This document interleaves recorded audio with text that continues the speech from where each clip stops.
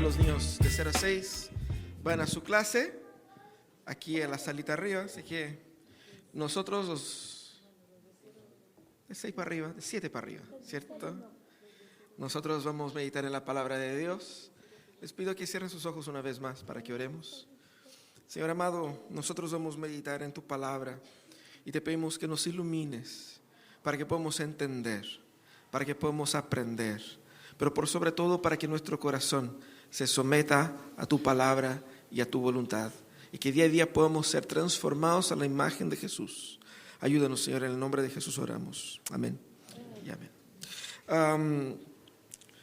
Nosotros estamos en nuestra serie Iglesia con el objetivo claro, evidente, de preparar nuestro corazón para nuestro primer año como una iglesia organizada, ¿cierto? Y hoy día vamos a hablar sobre liderazgo. Nosotros sabemos que el liderazgo es un tema muy importante porque todo se construye o se derrumba según el liderazgo, como dijo John Maxwell. Es un tema muy relevante porque ustedes todos los días tienen que lidiar con la toma de decisión en sus hogares. Ahí está la importancia del liderazgo. Ustedes todos los días en el trabajo están lidiando con un jefe, con un compañero, con una estructura. Ahí está el liderazgo. Es muy importante para nuestra existencia, para el día a día de nuestras vidas y también es en la iglesia. Lamentablemente nosotros tenemos en la historia pésimos ejemplos negativos de liderazgos que dañaron iglesias. Y por lo tanto trabajar y conversar y hablar sobre la importancia de buenos líderes es fundamental para que tengamos una iglesia sana. Pero seguramente varios de ustedes, los que tienen ahí ya una trayectoria de muchos años en el Evangelio, pueden también darse cuenta de buenos líderes. Personas que marcaron nuestra historia por su liderazgo. Fueron instrumentos de Dios en nuestra formación. Y que lo llevamos en el corazón con cariño porque ese liderazgo fue para nosotros una bendición, un bálsamo. Y por eso es importante hablar sobre este tema. Fíjate que nosotros vamos la próxima semana, el próximo sábado, elegir los líderes de nuestra iglesia. Nuestra iglesia es gobernada por un consejo que es elegido por la congregación. Vamos a elegir a los presbíteros, vamos a elegir a los diáconos y pasa mucho que nosotros tengamos 3 posturas comunes. Una de las posturas más comunes es tener un bajo estándar en cuanto a las exigencias de quién puede ser o no. Y nos dejamos guiar por el feeling, por el tincazo. No, eso tiene cara de algo muy subjetivo, algo muy así como del feeling. Parece. Y eso es negativo porque podemos estar poniendo en posición de liderazgo personas que claramente no son capaces. También podemos ser muy exigentes. Hay iglesias que son cuáticas. Y así como que uno más que nada tiene que haber bajado del cielo, ¿no es cierto?, para poder estar digno de... Y eso hace muy complicado y hace con que la gente diga, no, si nadie da el ancho para eso, así que ¿para qué me voy a meter? Y terminamos con ausencia de liderazgos. Pero también hay un problema común en que mucha gente se resta. No, que mucha pega. No, que no tengo tiempo. Se omite. Pero esa omisión tiene una razón. Porque para ser líder yo tengo que ser ejemplo. Yo no quiero ser ejemplo para nada. Yo quiero vivir mi vida así como flojita, ¿cierto? Estoy acomodado aquí. No quiero ponerme las pilas, porque si estoy adelante, pucha que tengo que ponerme las pilas. Entonces mejor. ¿Pero qué dice la Biblia sobre el liderazgo? Esa es la pregunta. Nuestro estándar debe ser el estándar de la Escritura, no del tincazo, no del hipermodelo, sino que el modelo de las Escrituras. Pablo dice lo siguiente, hablando a Timoteo, dice, se dice y es verdad que si alguno desea ser obispo, a noble función aspira. Así que el obispo debe ser intachable, esposo de una sola mujer, moderado, sensato, respetable, hospitalario y capaz de enseñar. No debe ser borracho ni violento, sino respetuoso, apacible y no amante del dinero. Debe gobernar bien su casa y hacer que sus hijos le obedezcan con el debido respeto, porque el que no sabe gobernar su propia familia, ¿cómo podrá cuidar de la iglesia de Dios? No debe ser un recién convertido, no sea que se le vuelva presuntuoso y caiga en la misma condenación que cayó el diablo. Se requiere además que hablen bien de él los que no pertenecen a la iglesia, para que no caigan en el descrédito y en la trampa del diablo. Eso dice Pablo en 1 Timoteo, el capítulo 3, los versículos del 1 al 7. Seguramente usted va a decir así, bueno, eso son bien exigente el apóstol, ¿no es cierto? La barra no está para nada baja. Pero también va a decir, ya, pero él dice, el que desea ser obispo, que aquí sería una especie de supervisor. En nuestros términos utilizamos la palabra presbítero. Si yo no aspiro a eso, entonces ese sermón no sirve para mí, ¿cierto? Así que puedo dormir por unos 30, 40 minutos, ¿no? Pero tiene todo que ver contigo. ¿Por qué?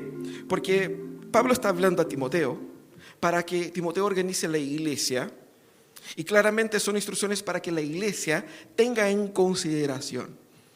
Porque cuando uno sabe el modelo de liderazgo que nosotros aspiramos, que nosotros incentivamos, podemos estar protegidos contra modelos nefastos de liderazgos. ¿Cuántas personas que se han vuelto en denominaciones, en iglesias, víctimas del abuso espiritual porque no tenían las herramientas para identificar el perfil que Dios demandaba de sus líderes? También, cuando nosotros hablamos de este modelo, nos aplica solamente a que sea líder de iglesia, pero vaya que sería hermoso que tu marido fuera así, independiente que fuera líder de la iglesia. ¿Amén, hermanas? ¿O no? No quieren que sus maridos sean así. ¿Sí o no? Hay algunas que quieren, otras que no. Otras están satisfechas con lo que tienen, ¿cierto? Pero es un modelo que todos los hombres, todas las mujeres, todas las personas deben mirar y ver, pucha, para allá vamos, ¿no? Porque el líder es ¿qué? Es el que da el ritmo de cómo debemos ser. Por eso ese tema es tan importante. Pablo da muchas características aquí, muchas cosas, y nosotros reducimos o resumimos en 4 aspectos. Él habla de las características que tienen que ver con el carácter, comportamientos, con habilidades y con experiencia. Él destaca aquí algunos aspectos del carácter, algunos aspectos del comportamiento, algunos aspectos de las habilidades y claramente de la experiencia. ¿Cómo nosotros debemos entonces entender, asumir y perseguir el perfil del líder cristiano? Siguiendo estas listas que él va a repetir, por ejemplo, en Tito, y encontramos fracción de eso en otros lados. ¿Cuál es el perfil entonces del líder cristiano? Primeramente, él pone aspectos del carácter. Tiene que tener un carácter aprobado. ¿Qué significa eso? Él va a decir, tiene que ser intachable, es decir, irreprensible, que no sea, como dice lo obvio acá, que no haya tenido nada contra él, que no tenga ningún tipo de culpa por ahí. Esa palabra, esa expresión intachable, como que guía todo el resto, ¿cierto? Entonces, por eso es la primera, que da así como el ritmo de, tiene que ser una persona que no tenga nada en contra de él, para no claramente desacreditarlo. Eso es lo primero. Lo segundo que él va a destacar es que sea esposo de una sola mujer. El énfasis que Pablo pone aquí es una sola. No está diciendo que tiene que ser casado, sino que, en otras palabras, un hombre que muestra en su carácter fidelidad. Porque si tiene fidelidad a la mujer que Dios le dio, es un hombre digno de confianza, para que sea también a él confiada las labores de la iglesia. A ese punto va Pablo. También tiene la idea de que no sea mujeriego. Eso es importante en nuestros días, ¿cierto? Que sea leal y que se controle sexualmente. Eso es importante, ¿cierto? Todos admiraríamos que nuestros líderes pudiesen seguir en esa línea. También el apóstol Pablo dice que sea moderado. Por moderado, él quiere decir una persona que sea sobria, seria, que no es dada a los extremos, que no solamente exagerado como uno puede pensar en la forma de expresarse, en la forma de vestir, pero que no sea extremista. Y vaya que hoy día los extremistas tienen audiencia, reúne gente. A la gente le encantan los extremos porque los extremos parecen ser más, así como más de verdad. Entonces, si nosotros queremos ser una iglesia hiper calvinista, tenemos que ser hiper exageradamente calvinista y la ropa y así, y la canción dice tal palabra, no, saca, así como que exagerado. Hay gente que es así y esa gente produce tensión, produce incomprensión, produce todo tipo de desequilibrio. También hay los que son exagerados para el otro lado, extremadamente liberales en todo, ¿cierto? Y lo que también es un peligro para la iglesia. Moderado, sobrio, serio, que no está en los opuestos, que tiene cierto equilibrio en la vida y claramente que sea sensato, es decir, que sea sabio, capaz de tomar decisiones de forma lógica. Eso parece muy obvio, lo que Pablo dice aquí parece ser muy obvio, pero nosotros fracasamos en lo obvio. Porque la sensatez tampoco es algo tan común en nuestros días, ¿qué podemos decir? Porque hay decisiones que son bastante obvias y bastante sabias y bastante evidentes que muchas veces nosotros no tomamos. ¿Por qué? Porque no hemos desarrollado la sensatez en nuestras propias decisiones, en la decisión familiar, en una decisión laboral. Y hemos fracasado, y lo que Pablo dice es que la persona que aspira a ser líder, él tiene que tener esa sensatez exactamente para ayudar a otros a que la encuentren también. Capaz de tomar decisiones de forma lógica, que tenga ese sentido común, que sea sabio, que sea eficiente. Esos son los aspectos que Pablo trabaja en el carácter de uno. Son los elementos más esenciales y que van a ayudar a la persona a tener esa contribución como líder de una congregación, de forma que sea transparente, de forma que sea leal, porque si es leal a su esposa, se espera que sea leal también, que haya demostrado esa lealtad hacia los demás, que tenga moderación y que tenga obviamente sabiduría. Esos son aspectos del carácter.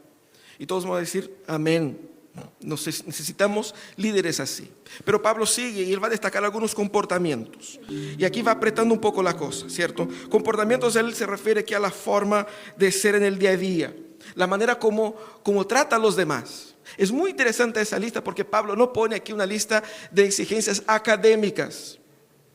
No pone aquí una lista de exigencias sociales en el sentido de que tenga que tener tal proyección social, que sea un empresario, que sea un doctor.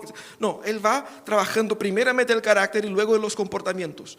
¿Cómo trata a la gente? ¿Y cómo se trata a sí mismo? ¿Cómo se lidera a sí mismo? ¿Y cómo se relaciona con los demás? De eso se trata los comportamientos. Primeramente él dice, no debe ser borracho. Él va a repetir eso también para Tito. Que tenga ese autocontrol de no dejarse llevar. Y la lógica de Pablo va, no borracho ni violento. Él conecta las dos cosas, como si fuera un comportamiento padrón. Que dice, no debe ser borracho. Él tenga que tener un mínimo de autocontrol. Pablo no está diciendo que debe ser totalmente abstemio. Él mismo en esa misma carta va a decir diferentemente a Timoteo que tome algo de vino, pero el punto es que no sea controlado o que no pierda el control de sí mismo.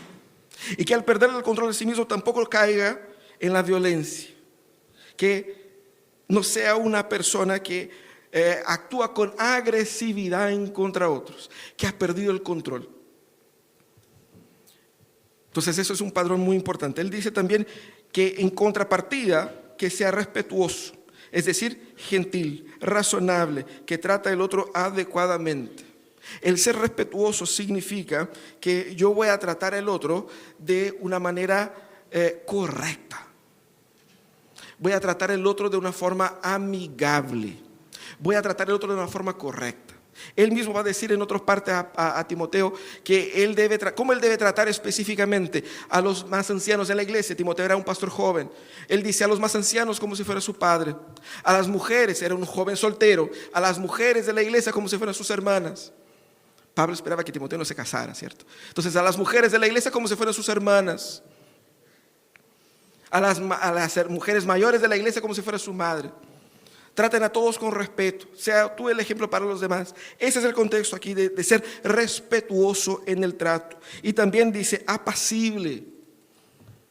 No es una palabra que solemos utilizar constantemente. ¿Qué significa ser apacible? Significa ser una persona tranquila. Una persona agradable. Una persona que no es pesada. ¿Ustedes conocen a gente pesada? Pesada. Que te responde mal gratuitamente. Gratuitamente. Que despierta así con el deseo de humillar a alguien. Hoy día quiero humillar a alguien. Y el primero que se me cruce, ¿cierto? ese tipo de gente genera una reacción de temor. Seguramente ustedes han tenido un profesor, un jefe o alguien que ustedes tienen miedo de decir, oye, ¿sabe que no pude hacer la tarea? O no alcancé o llegué tarde, porque sabías que te iba a subir y a bajar, te iba a humillar, te iba a destruir. Gente pesada. El líder tiene que tener como parte de su comportamiento natural esa tranquilidad, que no sea peleador, que no sea agresivo, que no sea rude con las personas. También él va a decir que sea una persona que no sea amante del dinero. Muy interesante la construcción del apóstol Pablo, porque por no ser amante del dinero, claramente él está refiriéndose a una persona que no sea avara, codiciosa. Vaya que difícil lidiar con gente con la mano apretada, porque gente que tiene el corazón tan enraizado, tan controlado por el dinero, tan apretado, manifiesta esos padrones en sus relaciones. No es generoso. No, más que eso, puede utilizar de las instancias de poder como una forma de ganancia. Pablo va a criticar eso porque habían otros líderes que estaban visitando las iglesias que hacían eso, que predicaban por plata, que tenían el ojo puesto en la moneda, no en la moneda, ¿no? En esa moneda. La persona que no es amante del dinero, no es una persona que va a despreciar el dinero. Y no estamos aquí construyendo una imagen de una persona ascética que si yo no me preocupo con la plata. No es eso. Es que, como vemos aquí, que no sea dominado por los tres grandes problemas que dominan el corazón de los hombres. El poder, que te hace ser violento, que te hace ser agresivo, pesado. La bebida, que te hace perder el control de sí mismo. Y el dinero, que te hace querer más y más y más. Comportamientos adecuados se manifiestan así, en este día a día, en esa forma pequeña de cómo lidiar con las cosas. No solamente tener un carácter transformado, pero también comportamientos que sean de acuerdo al Evangelio. Pablo sigue y él va a destacar aquí algunas habilidades más específicas y concretas, habilidades correctas que uno debe desarrollar. Primeramente, que sea hospitalario. Y uno va a decir, pero ¿por qué hospitalario? ¿Cierto? Nuestros días tenemos Airbnb, tenemos hoteles, la gente va y se hospeda ahí, ¿cierto? Cuando mucho, un primo que viene del sur, que nos está visitando y que se va a quedar en la casa, un fin de semana, ¿cierto? No 3 meses. Ahí, ¿cierto? Cosa poca. Pero en aquel contexto no existía esa oferta de hospedaje y la gente solía viajar mucho. Ustedes saben que Pablo armaba carpas. ¿Por qué era un negocio esa cuestión de armar carpas? La gente viajaba y se hospedaba así. Y cuando llegaba a una ciudad no tenía dónde llegar.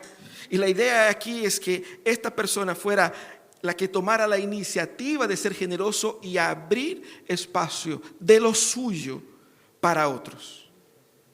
Que no era una persona egoísta, que era una persona individualista, que no era una persona que pensaba solamente en sí, en su comodidad, sino que tenía una preocupación por otros. Es fundamental que cualquier persona que aspire al liderazgo tenga un corazón que es abierto a otros y que ponga esa apertura de forma concreta. Por eso Pablo pone aquí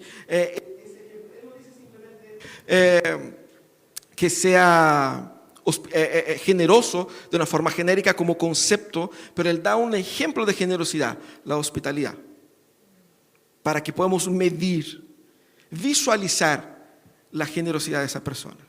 También él dice que sea capaz de enseñar, porque claramente la función del liderazgo en el contexto eclesiástico es de guiar a otros, es de formar a otros, es de enseñar desde la palabra de Dios.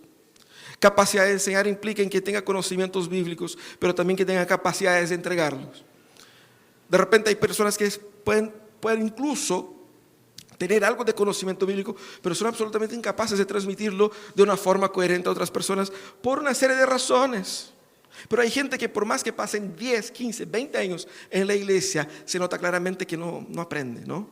Como que no sigue andando dando lo mismo. Y más, es importante que entendamos aquí en esa capacidad de enseñar, porque ahí uno Empieza a pensar así. Entonces debemos buscar todos aquellos que tienen la habilidad de ser maestros y que son maestros en sus vidas profesionales. No es exactamente eso lo que Pablo dice. La capacidad de enseñar tiene que ver con la función que ocupa uno como maestro. Enseñar no solamente desde el punto de vista académico, pero uno enseña a ser siéndolo. La idea aquí es de que sea un discipulador. También él dice, esta persona debe saber gobernar bien su casa. Y aquí él destaca todo el versículo 4 para hablar sobre eso. Debe gobernar bien su casa. Y debe saber pastorear el corazón de su familia. Porque cuando nosotros pensamos en un primer momento gobernar bien su casa, uno piensa administrar las platas y que tenga la provisión, sea el proveedor y el gestor. Pero cuando Pablo dice gobernar bien su casa, él da un ejemplo concreto para que podamos entender que ese gobernar significa pastorear el corazón de su familia. Por eso dice que hacer con que sus hijos lo obedezcan respetuosamente. Y es muy interesante porque podemos en nuestra cultura contemporánea malinterpretar eso. Porque así como era en el pasado, sigue siendo en algunos contextos nuestros, donde hay gente que es hiperdominadora, controladora y agresiva, haciendo con que sus hijos sean sometidos a una especie de ambiente de tensión para hacer algo muy específico que no fluye. Y eso genera claramente repulsa. Lo que el apóstol quiere decir es que el padre debe tener la firmeza en lidiar con sus hijos, al punto de que haga aconsejable que el hijo obedezca. Y también que su sabiduría consiga que el hijo encuentre o entienda que es muy natural obedecer. Y que su amor le permita al hijo entender que obedecer es un placer y no un castigo. Eso es lo que Pablo está diciendo acá. Es importante entender eso porque Pablo va a decir, ¿por qué se no puede gobernar su casa como va a gobernar la iglesia? Ese paralelo de la relación casa e iglesia, de liderazgo en la casa y liderazgo en la iglesia, está establecido en todas las esferas en las que Pablo va a hablar de liderazgo eclesiástico. Porque la casa es un ambiente más controlado, más reducido, que está bajo la misma lógica de la administración y la gestión dentro de la iglesia. Es por eso que Pablo pone la casa como una especie de visor, para que podamos entender cómo es esa persona, cómo gobierna esa persona, cómo toma decisiones esa persona. Vea cómo son las cosas en su casa. Eso es lo que Pablo está diciendo. Claramente, el modelo de liderazgo aquí, el modelo de liderazgo bíblico, involucra todas las áreas de la vida. Todas las áreas de la vida. No basta ser simplemente bueno para hablar. No basta simplemente tener mucho conocimiento. Y no basta, como pasa en muchas iglesias, sobre todo iglesias más humildes, donde hay un hermano que es abogado, ingeniero, médico, y la gente piensa, porque ese hermano tiene diploma, ese hermano debe estar más calificado. ¿Y cuántos cargos no son ocupados por personas simplemente porque en la sociedad civil tiene ahí cargos importantes? Es un empresario o tiene mucha plata y la gente asume que por eso mismo es una persona mejor calificada. Pablo claramente está desconstruyendo esa lógica, haciendo con que podemos no solamente analizar a los posibles candidatos, pero Pablo quiere que nos analicemos a nosotros, a que seamos así. Y por fin él completa con la experiencia que tiene que tener esa persona. Dice, es importante que esta persona no sea nuevo en la fe, no sea un neófito.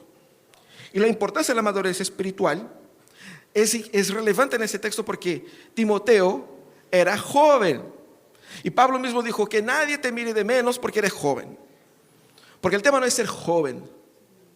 El tema es tener madurez espiritual producido por medio del caminar con el Señor, del crecer en el Señor. Y Pablo va a decir aquí, no impongas o no pongas la mano sobre nadie que sea nuevo en la fe. Y es interesante porque Pablo dice, para que no caiga en la misma tentación que cayó Satanás, que se enorgullezca, que se le suba la cabeza. ¿Cuántas veces hemos visto gente que se le subió la cabeza y que se cree rey solamente porque ha asumido un puesto? Lo que Pablo quiere que entendamos es que es necesario para que alguien lidere un proceso espiritual. Porque es por medio de ese proceso de maduración que nuestro cuero se va poniendo duro. Para que uno pueda asumir posturas de liderazgo, tiene que haber pasado por muchas decepciones, muchas desilusiones, muchas tristezas, y haya sabido pasar por ellas en Cristo. Que haya pasado por las buenas y por las malas y haya sobrevivido para poder guiar otros atrás. Porque la iglesia no es perfecta, las personas nos desilusionarán. Y Pablo quiere que nosotros tengamos líderes que hayan sabido pasar por la tempestad y puedan guiar a la gente para mejores días. Ese es el punto acá. Por eso no debe ser un recién convertido. Y dice, y más, si no fuera poco todo lo que él dijo, debe también tener una buena recomendación de la gente de afuera de la iglesia. Y es interesante, ¿no? Porque la tentación latente en nuestro corazón es poner cara de canuto el día domingo. Y de lunes a viernes o de lunes a sábado, ahí pongo otra carita, para no parecer tan cuadrado, para no parecer tan fanático, tan religioso. Pongo cara de gente normal, porque ser canuto no es normal, ¿cierto? Entonces, tengo un estilo de vida de gente normal. Y claramente hay mucha gente que es un amor en la iglesia, que trata a la gente aquí el domingo con cariño, qué sé yo. Pero ¿cómo trata a los funcionarios? ¿Cómo trata a los clientes? ¿Cómo trata a los amigos? ¿Cómo trata a los compañeros de trabajo? Lo que habla del jefe por sus espaldas. Y gente que en el trabajo es cabinera, gente que en el trabajo es manipuladora, gente que en el trabajo es un pésimo ejemplo, que da un pésimo testimonio. Lo que Pablo quiere aquí es que esa persona sea una persona verdadera en todos los aspectos. Que incluso la gente que no conoce a Jesús puede decir, no, ese es un buen cabro, una buena persona. Doy fe de que esa persona sí es coherente. Es coherente. Claramente son exigencias para el liderazgo, pero que son exigencias que todos nosotros necesitamos buscar. Pero pensemos por un instante. Cuando juntamos todas esas características aquí, uno se va a preguntar, ¿quién puede dar el ancho, no? Porque uno más que otro está ahí y aquí. De cierta manera, Pablo está describiendo una persona. Pablo está describiendo a Jesús. Jesús es el paradigma de liderazgo. No Steve Jobs. Jesús es el paradigma de liderazgo y no el pastor de la moda. Jesús es el paradigma de liderazgo y no esos coaches que vemos por ahí dando charlas sobre cómo puedes sacar lo mejor de ti mismo. Jesús es el paradigma, porque Jesús actuaba así, con amabilidad, con paciencia, con fidelidad a su novia, la iglesia. Y por amar su iglesia, Él se entregó por ella. Y es por eso mismo que Él llama a la iglesia a que levanten liderazgos, que sirvan a la iglesia, pero que por sobre todo que amen a sus esposas. Cristo es el paradigma acá. Ese es el contexto. Y uno se va a preguntar, ok, eso es difícil, ¿no? Pero si fuera fácil no estaríamos acá. Todos nosotros debemos ser así, todos debemos buscar ser así. Son habilidades humanas que van a salvar tu matrimonio. Son habilidades humanas que van a hacer con que tú seas un trabajador, un profesional. No necesariamente el más exitoso, el más rico, pero una persona con la cual las demás tendrán el placer de convivir. No vas a ser el pesado en el tráfico, que trata mal a la gente que está a su alrededor, que no saluda al conserje en el edificio, que no cuida a sus mascotas. Ahí eso es un pecado, ¿no? Ahí el Cris incluso le dolió el corazón. Todos debemos ser así. Todos debemos ser así. Y más, nosotros debemos desarraigar de nuestra cabeza los paradigmas seculares Y por seculares digo los nuestros, los que nosotros inventamos, lo que nosotros aprendemos, lo que nosotros heredamos. Paradigmas no bíblicos que alimentamos por ahí.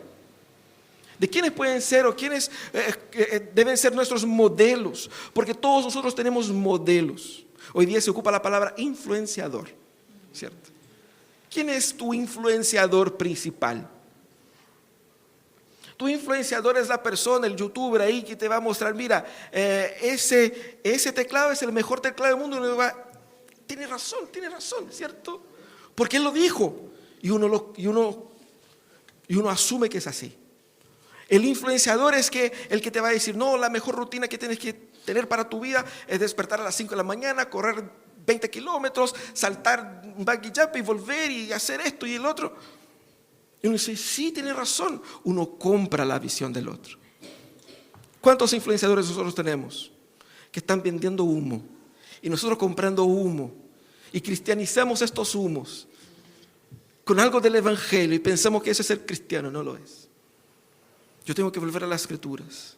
Tengo que volver a mirar a Jesús como paradigma de mi liderazgo y decir, Señor, yo debo ser así. Debo tratar a la gente así. Y debo trabajar para que en mi iglesia levantemos ese perfil de liderazgo.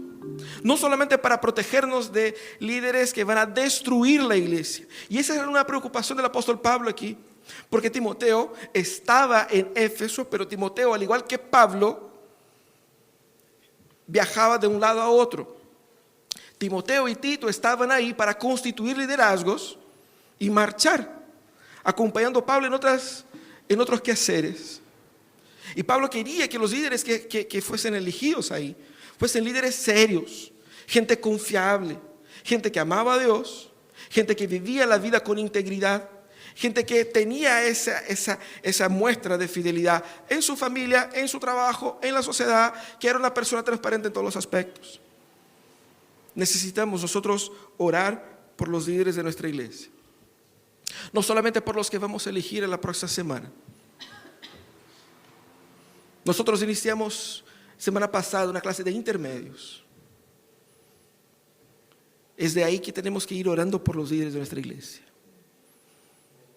Porque el tiempo pasa muy rápidamente. Y pronto esos cabros van a estar asumiendo puestos de liderazgo. Hemos entrenado a ellos. Hemos capacitado. Estamos orando. ¿Cuántas crisis las iglesias han vivido por fallas, falencias en sus líderes? Tenemos que orar. Líderes son seres humanos, con tentaciones, pecados, luchas, angustias. En el año pasado hemos vivido en la Comisión Desarrollo de Iglesia de nuestra denominación varios pastores que han estado al borde de abandonar el ministerio por crisis emocionales, crisis psiquiátricas y psicológicas. ¿Y cuántos otros que no sabemos que están igual? Necesitamos orar por nuestros líderes, para que Dios sane su iglesia así, para que Dios levante líderes que sean de este porte. Pero más, hay muchos hombres que miran esa lista y dicen, no, entonces yo no aspiro a nada, yo me quedo aquí tranquilito. Ese es un llamado del Señor, para que tú pongas tu vida en orden y para que tú seas ese tipo de gente, para que Dios te pueda usar en los puestos que Él te quiera usar. Ese es el llamado. Pon tu vida en orden. Ordena tus cositas. Aprende a desarrollar esas características, a crecer, para que estés listo, para que Dios te use. Para que Dios te use. Y que no tengamos que lamentar la ausencia de liderazgos o liderazgos deficientes porque no hemos sido fieles al Señor. Vamos a orar. Vamos a pedir que Dios nos dé de su gracia en ese instante. Señor amado, nosotros...